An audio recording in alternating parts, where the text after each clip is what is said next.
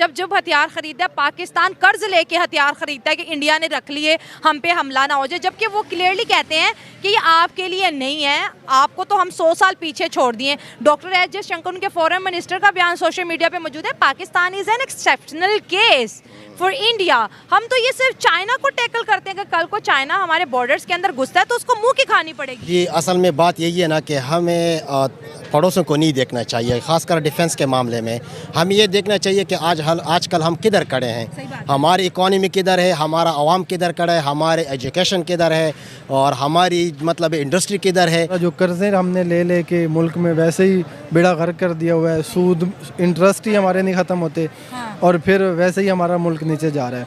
IT की field में बहुत आगे गए हैं, उसे उन्होंने आईटी से बहुत ज़्यादा पैसा कमाया है। इस यूट्यूब पे हम इंटरनेट पे जब जहाँ कहीं भी देखें इंडियंस ही हमें नज़र आते हैं ज़्यादातर नॉलेज देते हुए आईटी की फील्ड में, तो वो आईटी की फील्ड में बहुत ज़्यादा आगे हैं। करेंगे इंडिया इकोनॉमी में बहुत आगे, एजुकेशन में बहुत आगे, आईटीज़ की बात करें तो वो भी अच्छी खासी जो है दुनिया में नाम बना लिया है। अगर उनके प्राइम मिनिस्टर नरेंद्र मोदी की बात करें तो जमहूरियत उस मुल्क में बहुत ज़्यादा मजबूत हो चुकी है। लेकिन आज जो टॉपिक हम डिस्कस करेंगे पाकिस्तान की यूथ के साथ, इंडिया ने अभी 39,000 करोड़ की डिफेंस डील को अप्रूव किया है। इसके अंदर 5 मेजर जो है प्रोजेक्ट्स होंगे, इंजन्स को बाहर से फाइटर इंजन्स को इंपोर्ट किया जाएगा। इंडिया इस वक्त भरपूर कोशिश कर रहा है कि वो अपनी आर्मी को स्ट्रॉन्ग करे, लेटेस्ट इक्विपमेंट उन्हें दे, लेटेस्ट टेक्नोलॉजी दे। सवाल ये है कि एक मुल्क कितना प्रोस्पेरिस है, दुनिया की 5th लार्जेस्ट इकोनॉमी है, इसके साथ साथ वही पैटर्न जो कि किसी ज़माने में रशिया का था, फ्रांस का था, अमेरिका का था, आज वही पैटर्न इंडिया अपना रहा है। और कहते हैं कि जब जब इंडिया की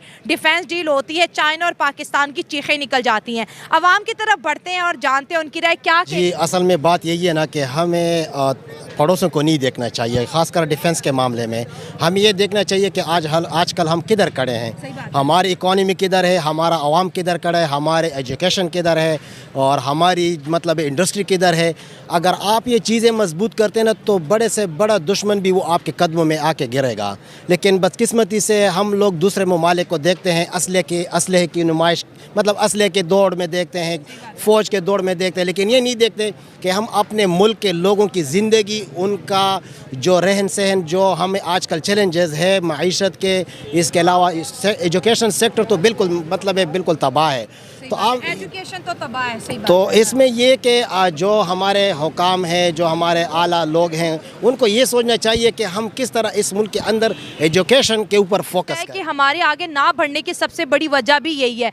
इंडिया जब जब हथियार खरीदा पाकिस्तान कर्ज लेके हथियार खरीदता है कि इंडिया ने रख लिए हम पे हमला ना हो जाए, जबकि वो क्लियरली कहते हैं कि ये आपके लिए नहीं है, आपको तो हम 100 साल पीछे छोड़ दिए। डॉक्टर एस जयशंकर उनके फॉरेन मिनिस्टर का बयान सोशल मीडिया पे मौजूद है, Pakistan is an exceptional case for India.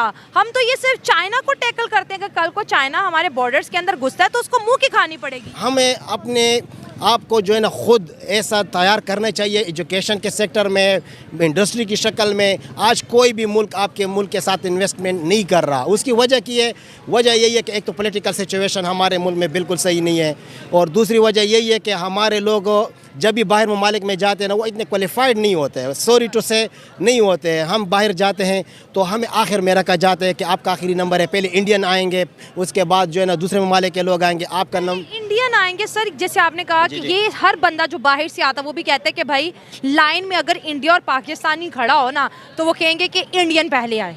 वो जो वो इंडियंस को देते हैं, उनका जो कॉन्फिडेंस है, जैसे आपने कहा हथियार खरीदना अच्छी बात है सर, हथियार भी खरीद रहे हैं, आर्मी भी स्ट्रॉन्ग कर रहे हैं, इकोनॉमी भी स्ट्रॉन्ग कर रहे हैं, एजुकेशन में अपने स्टूडेंट उन्होंने तैयार करके पूरी दुनिया में भेजे हुए हैं सर, पूरी दुनिया में। और हमें उनसे सीखने के बजाय हम हर दफ़ा यही कहते हैं कि लड़ेंगे। मतलब हम आप इतने बड़े मुल्क का मुकाबला कैसे कर सकते हैं? मैडम, अगर इसको मैं वाइंड अप कर दूँ ना तो एक ही चीज़ है, वो है आपका एजुकेशन डिपार्टमेंट। जब तक आप उसको मजबूत नहीं करेंगे, आप पूरा पाकिस्तान असलहे से भर दो, कोई बाहर ममालिक आपकी इज़्ज़त नहीं करेगा। इज़्ज़त आपकी होगी अच्छी एजुकेशन, अच्छे अखलाक वाले लोग जब आप पैदा करेंगे तो इंशाअल्लाह ताला पूरी दुनिया में आपकी इज़्ज़त होगी। अगर इसी तरह हम लोग मैट्रिक पास इंटर करके ना ये छोटी मोटी डिग्री लेके ना तो ये इससे काम नहीं बने। पहली बात तो ये है कि उधर इंडिया में रियल डेमोक्रेसी है, इस वजह से वो आगे जा रहे हैं। और उन्होंने आईटी की फील्ड में बहुत आगे गए हैं, उसे उन्होंने आईटी से बहुत ज़्यादा पैसा कमाया है। इस यूट्यूब पे हम इंटरनेट पे जब जहाँ कहीं भी देखें इंडियंस ही हमें नज़र आते हैं ज़्यादातर नॉलेज देते हुए आईटी की फील्ड में। तो वो आईटी की फील्ड में बहुत ज़्यादा आगे हैं। जिस तरह पेपाल वगैरह पाकिस्तान में नहीं है, उधर हैं, इस तरह की काफ़ी चीज़ें हैं। तो उन्होंने इस तरह पैसा जमा करके उन्होंने अपनी आवाम को गुर्बत की लकीर से नीचे लेके हैं, निकाला है। निकाला है। इंडिया की माशाल्लाह उनकी इकोनॉमी बड़ी मजबूत है। हम इंडिया से ही सेपरेट हुए हैं, लेकिन इंडिया ने अपनी इकोनॉमी को बहुत ज़्यादा इम्प्रूव किया है। इंडिया एक्चुअली मुल्क ही इतना बड़ा है, फिर उन्होंने एग्रीकल्चर रिफॉर्म्स दिए हैं अपने मुल्क में, जो हमारे मुल्क में भी होने चाहिए। हमने हमारे मुल्क में करप्शन तो इंडिया में भी एक लेवल की है, लेकिन वहाँ पे एक कंट्रोल्ड हैं चीज़ें, और फिर उसमें उनकी इकोनॉमी काफ़ी मजबूत हो गई है, क्योंकि उनके पास इनकम के सोर्सेज ज़्यादा हैं और उन्होंने कुछ चीज़ें मैनेज भी अच्छी की हैं। और हमारे मुल्क में बहुत सी ऐसी चीज़ें हैं जिनकी वजह से हमारा मुल्क पीछे रह गया है। और फिर हमारा जो कर्ज़े हमने ले के मुल्क में वैसे ही बेड़ा गर्क कर दिया हुआ है, सूद इंटरेस्ट ही हमारे नहीं ख़त्म होते, और फिर वैसे ही हमारा मुल्क नीचे जा रहा है। और फिर बजट हमारा आर्मी को जा रहा है इतना ज़्यादा बजट, हाँ, लेकिन उस पे भी एज सच कोई अपडेट्स रिफॉर्म्स नहीं हो रहे, लेकिन वो हमारी मुल्क की सिक्योरिटी के लिए है जो आर्मी को बजट जा रहा है। हमारा जो डिफेंस बजट है सारा चाइना में चला जाता है। चाइना के हथियार खरीद रहे हैं, चाइना का रडार खरीद रहे हैं, हर चीज़ चाइना की खरीद रहे हैं। और बड़ी हंसी आती है, इंडिया वाले कहते हैं आपके पास कैसी टेक्नोलॉजी है, पूरा मिसाइल ब्रह्मोस मिसाइल पाकिस्तानी फ़िज़ा में 3-3.5 मिनट वो घूमता रहा, हम उसको गिरा नहीं सके। और ख़बर ये आई थी कि इंडिया से शॉपर आया, शॉपिंग बैग आया, प्लास्टिक का बैग आया जो हवा में उड़ रहा है। हाँ जी बिल्कुल, ये तो क्वेश्चन मार्क है हमारे डिफेंस सिस्टम पे, बिल्कुल।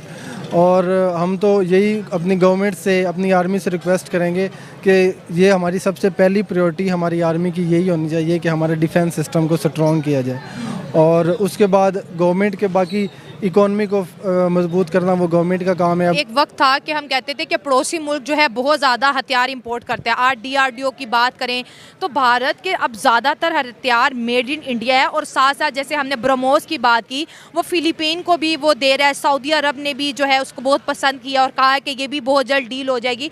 तो सर जब आप थोड़ा आगे आ जाए, जब इंडिया हथियार ख़रीदता है तो अनफॉर्चुनेटली हमें क्यों डर लगता है कि भाई इंडिया ने हथियार ख़रीद लिए, चलो हम भी लोन लेके हथियार ख़रीद लेते हैं, हम पे कहीं हमला ना कर दे। तारीख गवाह है कि उन्होंने कभी भी पाकिस्तान को जंग की धमकी नहीं दी है। बिल्कुल ऐसा ही है, जैसे अब हमें इंडिया से, सिर्फ इंडिया से ही ये डर होता है, जबकि ऐसा नहीं है। इंडिया के साथ हमें चाहिए, हमें उनके साथ अपनी अच्छी इकोनॉमी का सिस्टम उनके साथ अच्छा करें, बहुत अच्छी बात है। उनके साथ हम अपना जो कारोबारी सिस्टम है, देखिए हमारा हमसाया मुल्क है, उनके साथ हमें अपने ताल्लुकात इस लिहाज से बढ़ाने चाहिए। और जैसे अब आप पहले चाइना की बात कर रही थी, तो चाइना जो है वो, अगर हम चाइना से हमसे कोई चीज़ लेता है, हमें अगर कोई चीज़ देता है तो उसका चाइना फ़ायदा कितना हमसे ले रहा है। जैसे CPEC में उन्होंने सारा सिस्टम ही अपना रखा हुआ है, अपने कंट्रोल में है। तो हमें चाहिए, क्योंकि हमारी ज़मीन यूज़ होनी है तो हमारे लोगों को रोज़गार मिले, और इसका सारा कंट्रोल हमारे पास ही होना चाहिए। जितने भी इंडस्ट्रीज़ है जिस